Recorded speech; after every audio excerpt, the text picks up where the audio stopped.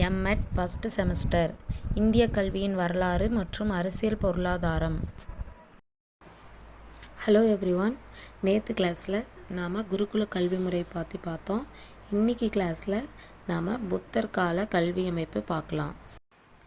Okay, புத்தர் கால கல்வி அமைப்பை 8 சப்ஹெட்டிங்ஸ்குள்ளே நம்ம டீட்டெயில்டாக பார்க்கலாம்.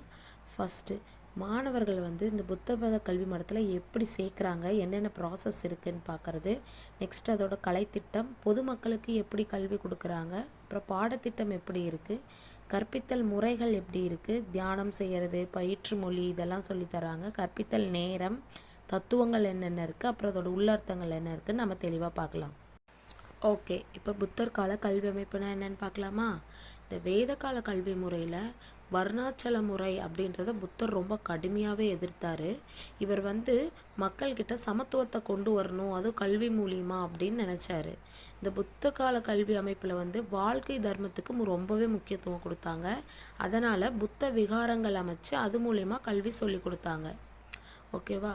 நெக்ஸ்ட்டு, மாணவர்கள் புத்த கல்வி மடத்தில் சேர்த்தல் அப்படின்னு சொன்னோம் இல்லையா, அதில் 2 முறைகள் இருக்குது. ஒன்று பப்பஜா முறை, இன்னொன்று உபசம்பதா முறை. இந்த 2 முறைகளை பற்றி டீட்டெயில்டாக பார்க்கலாம். பப்பஜா அப்படின்றது ஒன்றுமே இல்லைங்க, புத்த மத கொள்கையை ஏற்று புத்த மடத்துலேயே சேர்ந்து படித்தல் அப்படின்னு பொருள் சொல்கிறாங்க. மாணவர்கள் அவங்களோட 8 வயசில் சொந்த விருப்பத்தில் பெற்றோரோட சம்மதத்தில் இந்த புத்த மடத்தில் சேர்ந்து படிக்கிறாங்க. சேர்ந்த உடனே இந்த மடத்தில் மாணவர்களுக்கு இந்த மஞ்சள் நிற மேலங்கி கொடுத்து தலையில் மொட்டை அடித்து விட்டுறதுக்கு இவங்க சொல்கிறாங்க. இங்கே ஜாதி வேறுபாடின்றி எல்லா மாணவர்களும் சேர்ந்து பயில்வதற்கு அனுமதிக்கப்பட்டது. இங்கே படிக்க அனுமதிக்கப்பட்ட மாணவர்களை என்னென்ன சொல்கிறாங்கன்னா சம்னர் அப்படின்னு சொல்கிறாங்க. பப்பஜா முறையில் படிக்கும் மாணவர்கள் சில விதிமுறைகளை கண்டிப்பாக கடைபிடிச்சாங்க. ஃபஸ்ட் அது என்னென்னா, உயிருள்ளவைகளை கொல்லக்கூடாது, பிறர் கொடுக்கறத நம்ம ஏற்றுக்கக்கூடாது, நன்னடத்தையோடு வாழணும், பொய் சொல்லக்கூடாது, போதைப் பொருட்களை பயன்படுத்தக்கூடாது, குறித்த காலத்தில் கரெக்ட் டைமுக்கு சாப்பிட்றணும், பிறரை பற்றி குறை சொல்லக்கூடாது, இசை, நடனம், நாடகம், அப்புறம் இன்னும் பிறவற்றில் ஆர்வம் காட்டுதல் கூடாது, வாசனை பொருட்களையும் இந்த ஆடம்பர வாழ்க்கைக்குரிய பொருட்களையும் பயன்படுத்துதல் கூடாது, தங்கம், வெள்ளி இந்த மாதிரி பரிசு பொருட்கள்லாம் ஏற்கக்கூடாது. இன்னொரு முறை உபசம்பதா முறை. இந்த பப்பஜா முறையில் கல்வி கற்று நல்லா தேர்ந்த பிறகு மாணவர்கள் இந்த முறையில் தங்களோட 20வது வயசில் சேர்த்துக்கிறாங்க. புத்த மத சங்க அமைப்பில் இதன் மூலமாக நிரந்த உறுப்பினராக மாணவர்கள் மாறுகின்றனர். உபசம்பதா என்னும் மதச்சடங்கு முறையில் மாணவர்கள் புத்த மத ஆன்மீக ஞானத்தினை பெற்று முழு நேர புத்த துறவியாக மாறுகின்றனர். இந்த முறையில் தாங்க புத்த மத ஆன்மீக ஞானத்தினை பெற்று முழு நேர புத்த துறவியாகவே மாறினாங்க. பப்பஜா முறையில் பயின்று மேற்படிப்பை தொடராதவர்கள் உலக வாழ்க்கையில் ஈடுபடலாம். ஆனால் உபசம்பதா முறையில் ஆன்மீக ஞானம் பெற்றவர்கள் கண்டிப்பாக புத்த துறவியாக மாறி துறவி வாழ்க்கையை ஏற்றுக்கொள்கின்றனர்.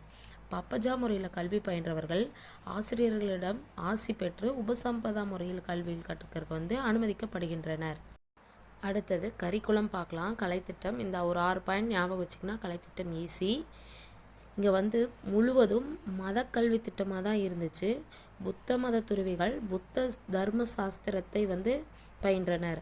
மேலும் இந்த ஆடை நெய்தல், ஓவியம் வரைதல், ஆடை தைத்தல், எழுதுதல், கணக்கிடுதல், அப்புறம் இந்த பயிர் தொழில் இந்த மாதிரியும் அவங்களுக்கு சொல்லி கொடுத்தாங்க. இங்கே தொடக்க கல்வி, உயர்கல்வின்னு 2ஆக பிரித்து, தொடக்க கல்வியில் படித்தல், எழுதுதல், கணக்கிடுதல் இந்த மாதிரி பேசிக்ஸ்லாம் சொல்லி கொடுத்தாங்க. உயர்கல்வியில் தான் மதம், தத்துவம், ஆயுர்வேதம், போர் பயிற்சி இதெல்லாம் சொல்லி கொடுத்தாங்க. அப்புறம் மாணவர்கள் அவங்க கற்றுக்க வேண்டிய பாடங்களை அவங்களே தேர்வு செஞ்சு கற்றுக்கிட்டாங்க. அடுத்ததாக பொதுமக்களுக்கான கல்வி எப்படி இருந்துச்சுன்னு பார்க்கலாம். இந்த புத்த மத காலத்தில் நிறுவப்பட்ட இந்த கல்வி கூடங்களில் புத்த மத துறவிகள் மாணவர்களுக்கு சொன்னாங்க, கற்பித்தாங்க அப்படின்றத இந்த புத்த ஜாதகா என்னும் வரலாறு கூறுகிறது. இங்கே 18 வகையான கலைகள் சொல்லி கொடுத்தாங்க. குதிரையேற்றம், வில்வித்தை, வேட்டையாடுதல், ஆயுர்வேதம் இதுவும் சொல்லி கொடுத்தாங்க. ஒரு கல்வி கூடத்தில் தலைமை ஆசிரியரும் அவரோட பல வித்வாச்சாரியர்கள் எனப்படும் ஆசிரியர்களும் சேர்ந்து 500 பேருக்கு சொல்லி கொடுத்தாங்க. ஓகே, நெக்ஸ்ட் என்னென்ன பாடத்திட்டங்கள் இருக்குன்னு பார்க்கலாமா. இலக்கியம், அறிவியல், தொழிற்கல்வி, அப்புறம் மருத்துவம், திருமண வாழ்க்கைக்கான கல்வி, தந்திரம், மந்திரம் இதெல்லாமே இங்கே சொல்லி கொடுத்தாங்க. இந்த புத்த கல்வி முறையில் கலைத்திட்டம் பார்த்தோம், எப்படி சேர்க்கறது, என்ன முறைகள் பார்த்தோம், பொதுமக்களுக்கு எப்படி கல்வி தராங்கன்னு பார்த்தோம், பாடத்திட்டம் எப்படின்னு பார்த்தாச்சு. இப்போது என்ன மாதிரி முறையில் சொல்லி கொடுக்குறாங்கன்னு பார்க்கலாம். பெரும்பாலும் எழுதுவதற்கான பொருட்கள் வந்து அந்த காலத்தில் அதிகமாக இல்லாததுனால வாய்மொழியாகவே சொல்லி கொடுத்தாங்க. சாஸ்திரங்களை வந்து விவாதம் செஞ்சு சொல்லி கொடுத்தாங்க. தாசா பூமி சாஸ்திரம் என்னும் புத்தகால புத்தகம் கிபி 400ஆம் வருடத்தை சார்ந்தது. இதில் வந்து விவாதம் புரிவதற்கான விதிமுறைகள் வந்து சொல்லியிருக்காங்க. மேலும் வகுப்பறை கற்பித்தலில் கருத்தியல், காரணம், எடுத்துக்காட்டு, உபமானம், முரண்பாடுகள், சாட்சியங்கள், தர்க்கம் செய்தல், தொகுத்தறிதல் போன்ற முறைகள் வந்து இடம்பெற்றிருந்துச்சு. இவங்க வந்து தர்க்கவியலுக்கு வந்து அதிக முக்கியத்துவம் கொடுத்தாங்க. அடுத்ததாக தியானம் செய்தல் அப்படின்றது இந்த கல்வியில் முக்கியமாகவே இருந்துச்சு. தனியாக போய் உட்காந்து தியானம் செய்தலை வந்து புத்த மத துறவிகள் செஞ்சாங்க.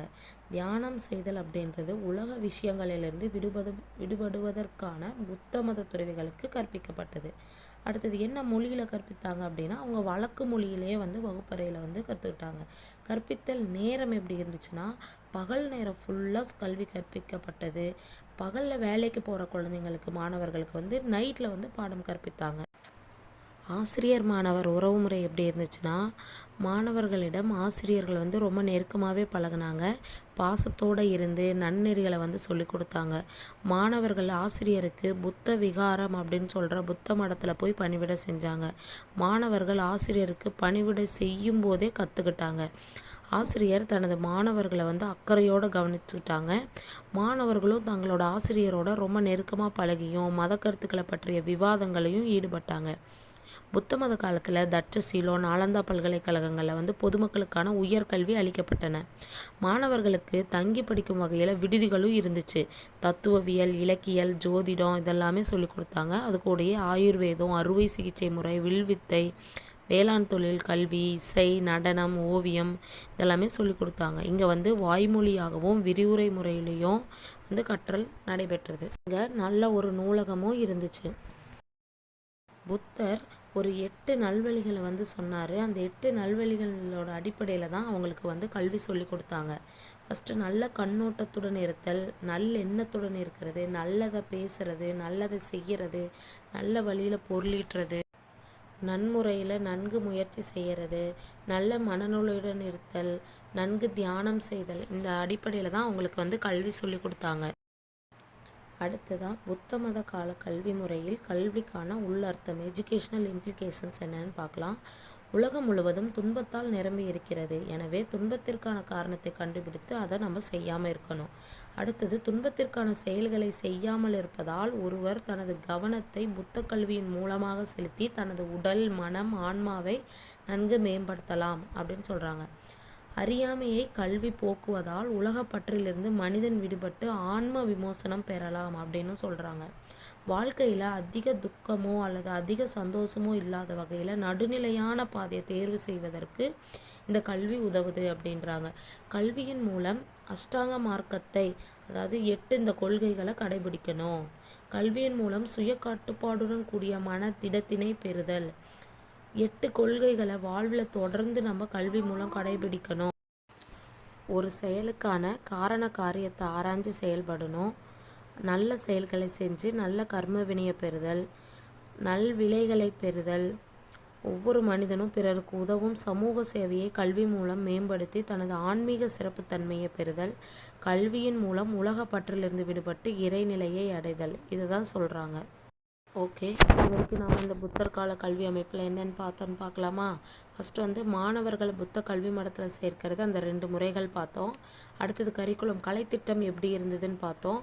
பொதுமக்களுக்கான கல்வி எந்த மாதிரி தராங்க அப்படின்னு பார்த்தோம். பாடத்திட்டங்கள் என்னென்ன இருந்துச்சு, கற்பித்தல் முறைகள் எப்படி வந்து கற்பித்தாங்க, விவாதம் செய்கிறது இந்த மாதிரி கற்பித்தாங்க, தியானம் செய்கிறது, பயிற்று மொழி வாய்மொழியாகவே கற்பித்தாங்க, பகலில் கற்பித்தாங்க, பகலில் வேலைக்கு போகிற மாணவர்களுக்கு வந்து நைட்டு சொல்லி கொடுத்தாங்க. அப்புறம் அந்த புத்தர் வந்து 8 நல்வழி கருத்துக்கள் சொன்னார். கல்விக்கான உள்ளர்த்தம், இதெல்லாமே நாம் இந்த கிளாஸில் பார்த்தோம். ஓகே, நெக்ஸ்ட் கிளாஸில் அடுத்த டாப்பிக்கான இஸ்லாமிய கல்வி அமைப்பை வந்து நம்ம பார்க்கலாம். தேங்க்யூ ஃபார் வாட்சிங்.